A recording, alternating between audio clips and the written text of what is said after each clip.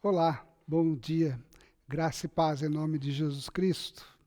Para a nossa meditação desta manhã, eu gostaria de ler um texto que se encontra em Colossenses capítulo 1, versículo 13 e 14, que diz assim: Ele nos libertou do império das trevas e nos transportou para o reino do Filho do seu amor, no qual temos a redenção, a remissão dos pecados. Vamos orar? Senhor, nosso Deus, nosso Pai, fala conosco através desta reflexão. Fala aos nossos corações de acordo com a nossa necessidade, em nome de Jesus. Amém. Deixa-me começar essa mensagem com uma pequena história. Joãozinho e sua irmã Maria gostavam muito de passar as férias no sítio dos avós. E eles sempre iam para lá nas férias.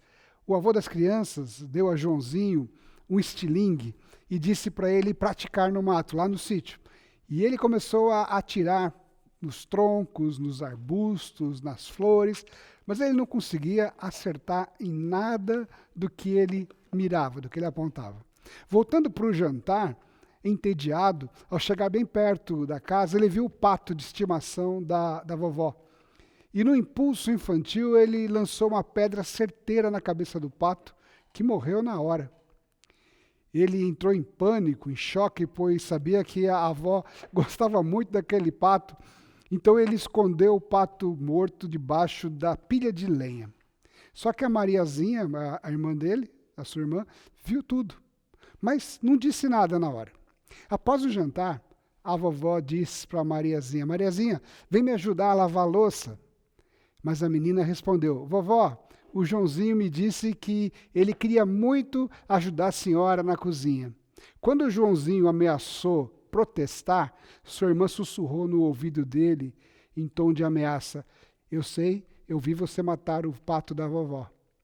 Joãozinho prontamente, então, resolve aceitar o chamado da avó e vai lavar a louça com a avó. Na manhã seguinte, o avô perguntou se as crianças queriam ir pescar, mas a avó logo disse: eu preciso que alguém fique comigo para me ajudar na limpeza da casa. A Mariazinha apenas sorriu e disse: tudo bem, vovó, o Joãozinho disse que prefere ficar aqui te ajudando. Isso passou a se repetir vez após vez. Todas as vezes que a Mariazinha era chamada para alguma tarefa, ela ameaçava o irmão dela de contar que ele tinha matado o pato. Após vários dias, Joãozinho finalmente não aguentava mais aquela situação. Ele foi até a sua avó chorando e ele confessou que tinha matado o pato da avó. A avó se sentou numa cadeira, puxou o garoto para perto dela, deu um abraço e disse: querido, eu sei, eu estava na janela e vi a coisa toda, mas porque eu te amo, eu te perdoo. Eu só estava me perguntando quanto tempo você ia deixar que a sua irmã tornasse você escravo desse seu erro. O pecado é assim também. Essa história ilustra muito bem o poder que o pecado exerce em nossas vidas. Os nossos pecados, eles nos escravizam a uma vida miserável e nos colocam à mercê de nossos acusadores. E é exatamente isso que acontece tanto no mundo físico quanto no mundo espiritual. Segundo o teólogo John Stott, em seu livro O Cristianismo Básico, o pecado não somente separa, ele escraviza. Além de nos afastar de Deus, ele também nos mantém cativos.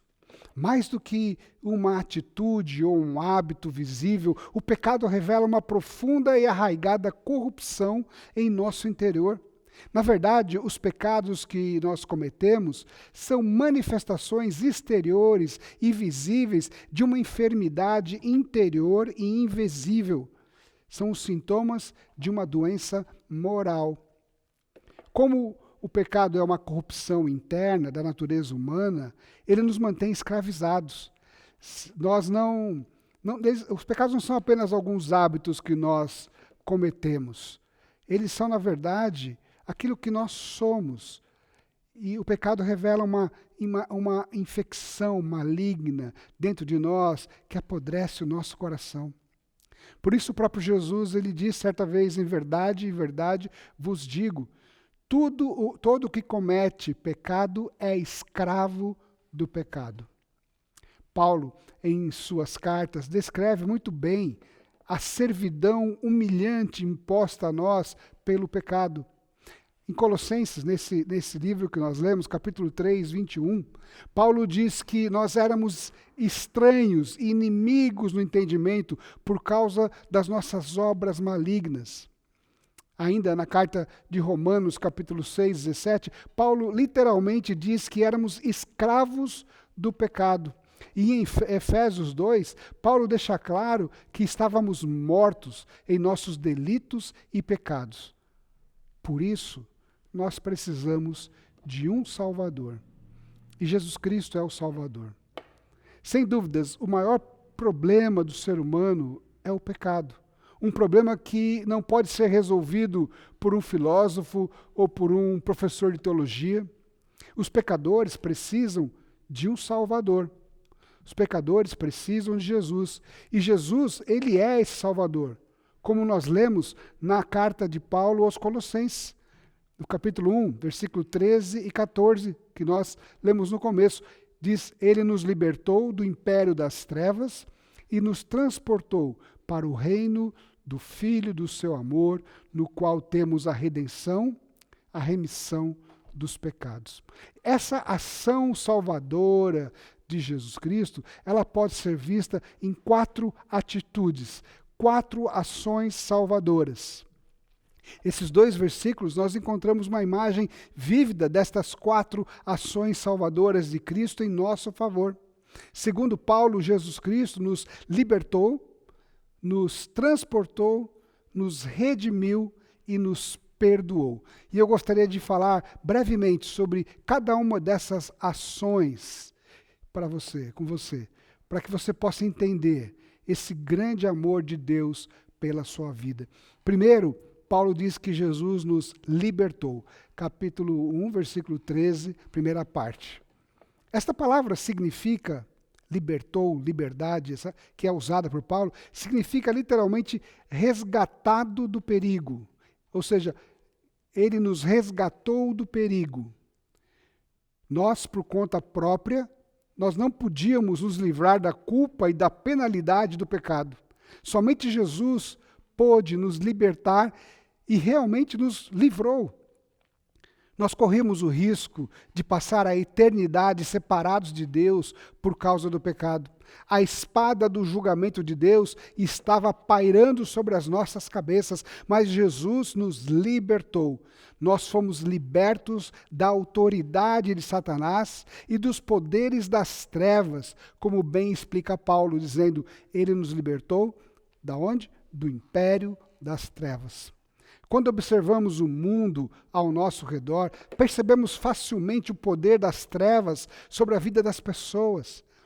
Por isso, João, outro apóstolo, escreveu: sabemos que somos de Deus e que o mundo inteiro jaz no maligno. Porque o mundo jaz no maligno, nós precisamos de um Salvador. Nós precisamos de Jesus Cristo. Por isso, a primeira ação salvadora foi nos libertar. A segunda, versículo 13, a parte B, diz que ele nos transportou para um outro lugar. Do império das trevas para o império da luz. Esta palavra, ela era comumente usada na época para descrever uma deportação de uma população de um país todo para outro país, quando esse país era atacado por inimigos. A história registra o fato de que Antíoco, o Grande, transportou pelo menos 2.000 judeus da Babilônia para Colossos. Jesus, ele não nos libertou da escravidão apenas, mas ele nos fez vagar. Ele não nos libertou da escravidão para nos fazer vagar sem rumo. Ele nos moveu para o seu próprio reino, reino de luz, e nos trouxe não como escravos conquistados, mas como vitoriosos. Ele nos libertou do reino das trevas de Satanás e nos transportou para o seu reino. Os governantes terrestres transportavam as pessoas derrotadas como escravos para os seus territórios. Mas Jesus nos transportou como vencedores, como pessoas livres para o seu reino de amor. Ou como Paulo diz, para o reino do Filho do seu amor. No batismo e na transfiguração de Jesus Cristo, o Pai, Deus Pai, declarou que Jesus era o Filho amado. Esse fato nos lembra o preço que o Pai pagou, dando o seu Filho por nós. Também nos lembra que o seu reino é um reino de amor e também um reino de luz. Você foi salvo por Jesus, foi liberto da escravidão do pecado e foi transportado do reino das trevas para o reino da luz. A terceira atitude salvadora de Jesus, versículo 14, primeira parte, é que ele nos redimiu. Essa palavra redimir significa libertar um prisioneiro mediante o pagamento de resgate. Esse é o significado dessa palavra. Paulo não está sugerindo aqui que Jesus pagou um resgate a Satanás para nos livrar do reino das trevas. Por sua morte e ressurreição, Jesus ele atendeu às exigências sagradas da lei de Deus. Satanás, ele procura nos acusar e nos aprisionar, porque ele sabe como somos culpados de violar a lei de Deus. Ele sabe que nós somos pecadores. Então Satanás é como a Mariazinha da história que eu contei do menino que matou o pato. Ele nos acusa, ele usa os nossos pecados para nos escravizar. Ele é o acusador que tenta tirar vantagens de nós e nos manter escravos de nossos pecados. Mas o resgate pelos nossos pecados já foi pago na cruz do Calvário. E por meio da fé em Jesus Cristo, nós somos libertos da escravidão do pecado. E por fim, ele nos salvou, ele nos transportou, ele nos redimiu, pagou o resgate e, por fim, ele nos perdoou. A redenção e o perdão caminham juntas. A palavra traduzida para o perdão significa mandar embora ou cancelar uma dívida.